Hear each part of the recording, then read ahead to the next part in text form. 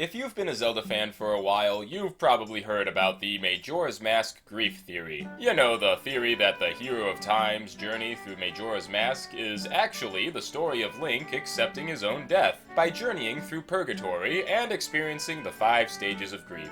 This theory is at least a decade old, possibly older, and many people still stand by it, believing it to be true to this day. However, when you really look at it, this theory has more holes than Link's Ocarina. Don't get me wrong, I do find it to be an interesting theory, but to me it's always been easily disprovable, and disproving it is what I'll be attempting to do today, using only official sources to back up my claims. Welcome to Silver Rooster, everyone, where today I'm going to explain the many reasons this theory just doesn't hold any water. Let's start with the Link traveling through purgatory part. For those who might not know, purgatory is kinda like the waiting room of the afterlife. This part of the theory is held up by 2 pillars. The first pillar is in the name of the land itself, Termina. I'm sure I don't have to spell it out for you, but Termina sounds a lot like terminal, as in finished, or the end. And look at how Link finds this land in the first place. By falling an unfathomable height down the inside of a tree. Some people say this fall underground was even the cause of his death. Well, I can confidently say this fall didn't kill Link since he landed safely on a large flower. Alright, look, I know that statement doesn't make any sense, but it's actually one of the game's mechanics that it doesn't matter how big of a fall it is, if you land on a Deku flower, you will take no damage. It even says in the Prima Collector's Guide for Majora's Mask, as luck would have it, Link lands safely on a large flower. I don't know about you, but I wouldn't describe an event that ended someone as it being safe. Alright, that bit's over. Back to the name Termina meaning terminal. That part of the theory actually is true, however, it's not the kind of terminal the theory in question claims it to be. Game director A.G. Alnuma was asked in a Nintendo Dream interview where the name came from, and he stated Termina is a terminal, as in a place where people gather to go somewhere else. Which makes sense given Clocktown's position in the center of everything in Termina, so in short, Termina doesn't mean the end, but a literal terminal. As for the second pillar that holds up the purgatory theory, it involves the fact that people we meet in Termina are identical to the ones we've met in Hyrule. If we go by the theory, this is because everyone we meet is just taking on the appearance of people in Link's memories while he's traveling through his purgatory. I should take this moment to mention the purgatory thing I've spent all this time talking about is new to me. When I first heard this theory over a decade ago, the theory was that the story of Majora's Mask was actually taking place in Link's subconscious, and that everyone looked like someone from Hyrule because the unconscious mind can't create a face it hasn't seen before. However, it seems the purgatory thing has become the popular version of the theory. In the end, though, whichever we choose to go with, I can disprove it with the same answer. Termina is neither purgatory or a world created by a dying Link's unconscious mind, but rather a parallel world to Hyrule. I mean, just look at how Link ends up in Termina. Before entering the clock tower, he runs down a winding path that twists 90 degrees. In the original game guide for Majora's Mask, there's text that reads, "In your new form, you'll be able to use Deku flowers to launch yourself into the air. Use that power to traverse the chasm in the mesa-peppered," I won't lie, I don't know what that word means, "cave that serves as a portal connecting the world of Hyrule with the parallel world of Clocktown." And there's our answer. Link is traveling to another world through a portal in the Lost Woods. Termina being a parallel world is also confirmed in 2011's Hyrule Historia, which also has text stating, "A strange parallel world where many of the inhabitants look identical to the people of Hyrule." So, since Termina is a parallel world to Hyrule, it makes sense that all the people look the same.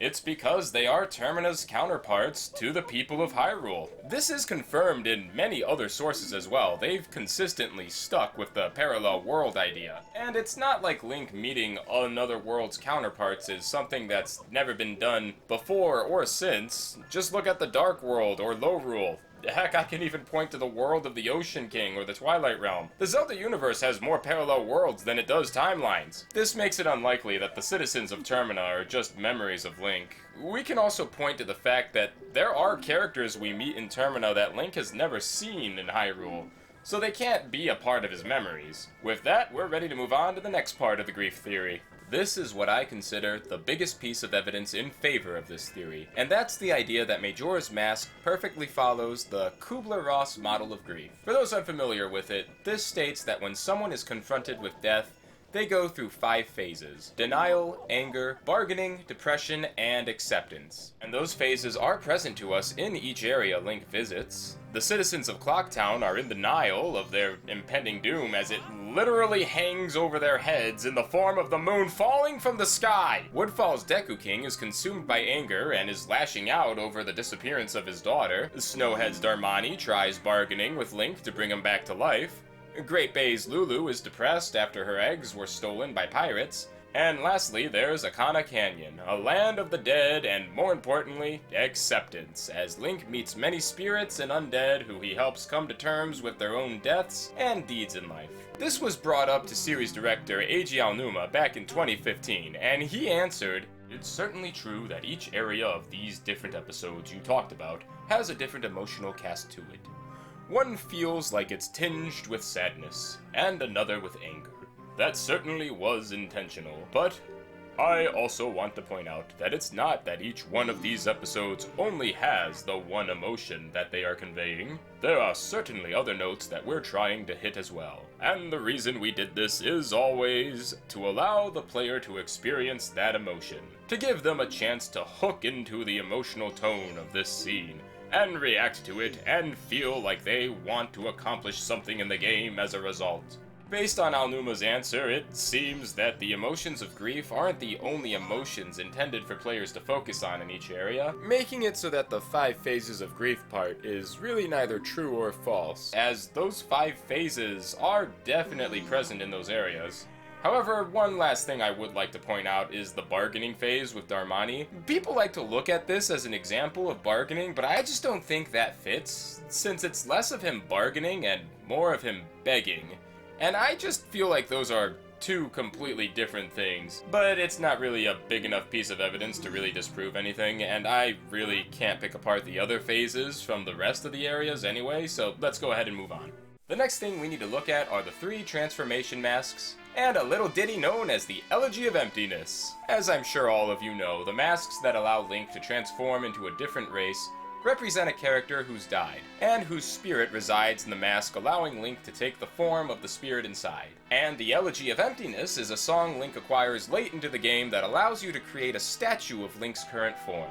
These statues are essentially funeral effigies. From a gameplay standpoint, it's just meant to be used as a means to hold down switches for you. But what the grief theory points out is that if the song creates a statue of these dead people, and Link is able to make a statue of himself, wouldn't that mean he too is dead? Well, no, it actually proves he's alive due to one small detail. If we look closely at the eyes of the statues for the transformation masks, none of them have pupils. Now granted, no Dekus have pupils, but Zoras and Gorons usually do. And these statues left behind by the Elegy of Emptiness all have lifeless eyes. But if we look at the statue Link leaves behind, in his own form, it still has pupils. I believe this shows Link is still alive, as the Elegy of Emptiness is described as a mystical song that allows you to shed a shell shaped in your current image. One other point of interest I should bring up is with Pamela's father.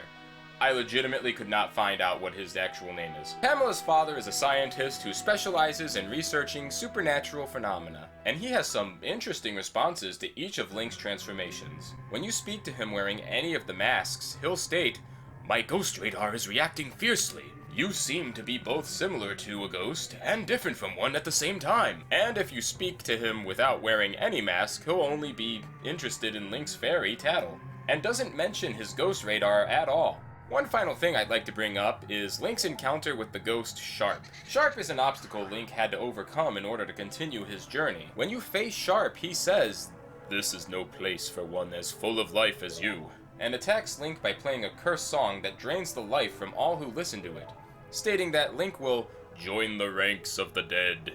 And sure enough, when Sharp starts playing the song, Link will begin to take damage. So Link must be alive if a song that drains life is able to hurt him. With that, I think it's time we move on to the last piece of evidence this theory uses to say that Link is dead. In the beginning of Majora's Mask, Link is traveling through the Lost Woods in search of Navi, whom he parted ways with at the ending of Ocarina. In Ocarina, we're told that people who get lost in the Lost Woods will eventually become a well-known Zelda monster, the Stalfos.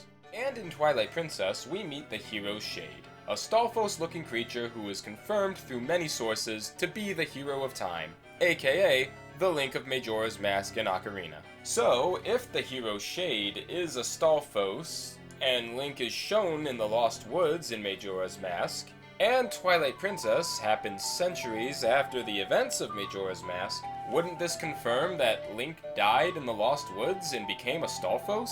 Well, not quite, as this statement of people getting lost in the woods becoming Stalfos would somewhat get retconned to being adults who get lost become Stalfos, and children who get lost become Skull Kids, as stated in Hyrule Historia.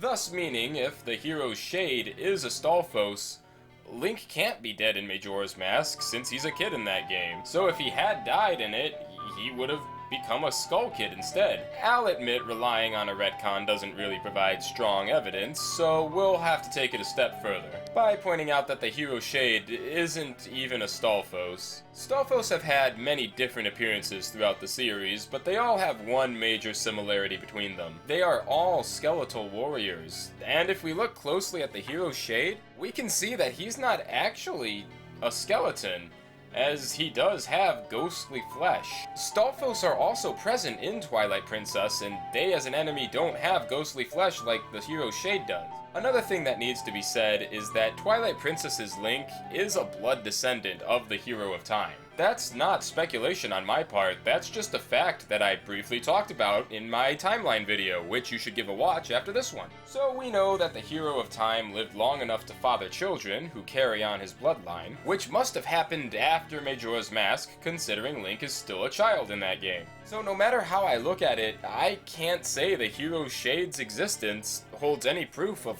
Link being dead, specifically in Majora's Mask. There is of course more evidence than what I've talked about in favor of the grief theory, but what I've broken down throughout this video was the evidence that I felt was the strongest. That being said, while writing this script, I stumbled upon another theory that I think holds more weight and I'd like to share with you. Now, I'm not sure where this theory originates from, but the idea is that Link's journey in Termina and experiencing the 5 phases of grief wasn't about accepting his own death, but rather the death of his friend Navi. This theory states that when fairies fulfill their purpose, they die. I don't know where that statement comes from, I don't think it's actually something ever stated in any game, and it's probably just speculation for this theory. But the idea is, Navi's purpose was to guide Link through his journey in saving the world from the threat of Ganondorf Dragmire, full government name. And so, at the end of Ocarina of Time, with the hero successfully fulfilling the prophecy and saving Hyrule, thus Navi fulfilling her purpose in guiding him, Navi left Link so he wouldn't see her die. Definitely a tragic theory, made worse by this page I found in Hyrule Historia, stating that Link had been looking for Navi over a period of months before the events of Majora's Mask.